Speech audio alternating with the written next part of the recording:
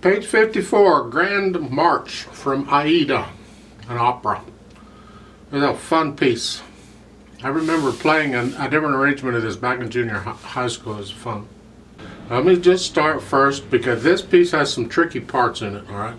You can play it exactly as they show it written. You don't need to change anything. Good luck. There's no pedal in it. The fingers have to do it all. However, I would like you to think about a few fingerings, so I'm going to give you a bunch of different fingerings, and if you pencil them in and think about them, you play with them, they may help you in other pieces later on too. And it gets back to using different fingers on repeated notes is really the main reason. I'm going to do the right hand first to start at the beginning. The first part is fine, and that next to the last measure, the first line, the first B with a 5. I'm going to do the next ones with a 4, 3, and then in the triplet is fine with the 4th. So all I did is change those 3 B's, 3 quarter notes, was 5, 4, 3. And everywhere in here where you have that same passage, I do the same fingering on them. Second line, I recommend starting with third fingers, fine, 4, and then I would do a 3, 2, 1. Okay, on that measure, it's here. And then for the next passage, this bit, I do a 1, 3, 2 on all of those. So it's a 1, 3, 2, 1, 3, 2, 1, 3, 2, and then 1, 2, 1, 2. And a 1, 3 on the last note of the second line, and then a 4 on the dotted quarter note at the first note on the third line. And then with the triplets, it's a 5, 1, 4. Like so. And then you're back like the first line again. The fourth line is similar to the second line, alright? The first couple measures or so, it's here. So you're starting with third finger, and it's 3, 2. 1, 3, 2. 1, 3, 2, and then 1, 3, 2. And the triplets at the end of the line there on page 54, the last line there, I would do a 3. Okay, you can do a 2 if you want, it's just unnecessary. A 3 is a little more comfortable. Because at the top of page 55 in the first measure, on those 2 D's, I would do a 1, 2. Right?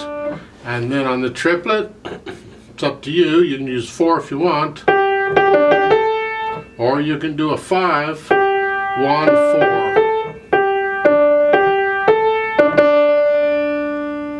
On the second measure, on the triplets, I do a 5, 1, 2.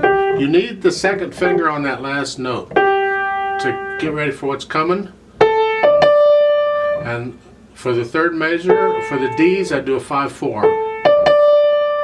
And then for the A's is 1, 3. And then for the D's in the next measure is 1, 2, 1, 2, 1, 2, whatever.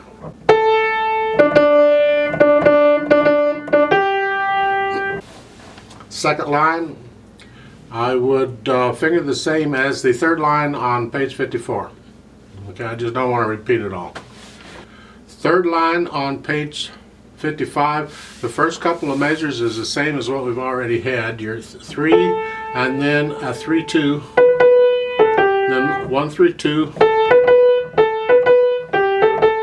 The last measure, it's 1, 2, 1, 2, 1, 2. And then the last chord is 1, 3. Next line is the same as the third line on page 54. I'd finger it the same. Then the last line, again, you got that passage, I'd finger it the same. The first note is a 3, and then it's a 1, 3, 2, 1.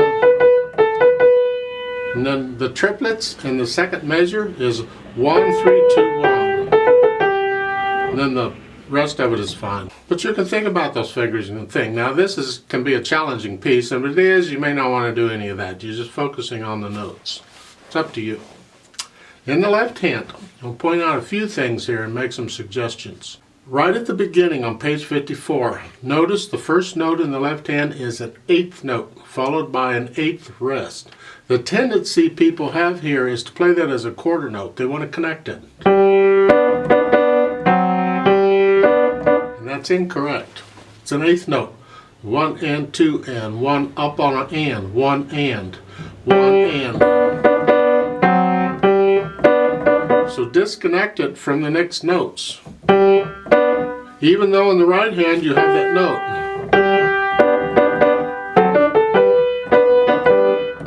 It's important. Do that throughout. It's all over the place. Now in the last measure of the first line, they're showing here. Fine if that's what you want, but I think it's a little easier if you would do the first two notes okay. It's a 5 and then a 3-1. And then if you could do a 4 on the G and a 2-1 on the last one, it's easier to get the next note, which is a D down here. Okay? Otherwise you're here and you gotta come down. You can experiment with that and see if it helps you at all. Over on page 55, let's look at that tricky part on this. It's the first line, last measure in the left hand. We have that eighth note, eighth rest again. And then this weirdness going on. They're showing a 3-1, be a 4-2, 3-1, and a 2-1, 2-1. Good luck, all right? You can try this. Start with 3-1 on the triplets, And then instead of a 4-2, do a 5-2.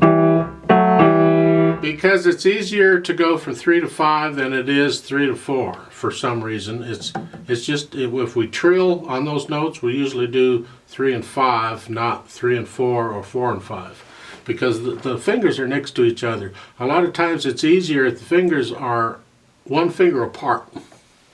So on this one, on the triplets, on the bottom notes, I'm simply going 3, 5, 3. And the top was 1, 2, 1, so it's, and you can see. And then for the quarter notes, the first quarter, the G, B natural, I'm doing a 4-2, and then a 3-1. So doing that measure really slow in the left hand, it's here.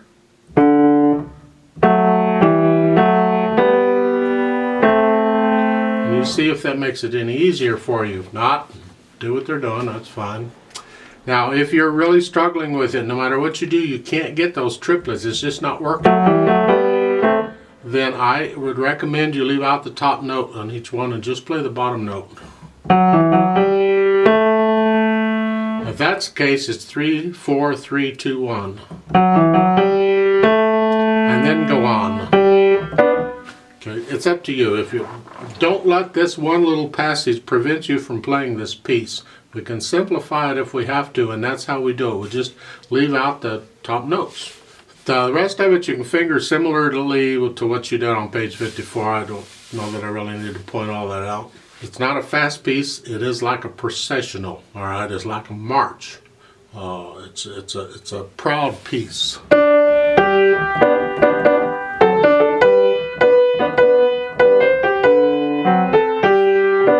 It's boom, here I come, da-da, that type thing. So let's do this really slowly. Play it with me one hand at a time for a while if you need to. A 4/4 time with a pickup, I'll give us 3 counts. So hands here. All right. 1, ready, go.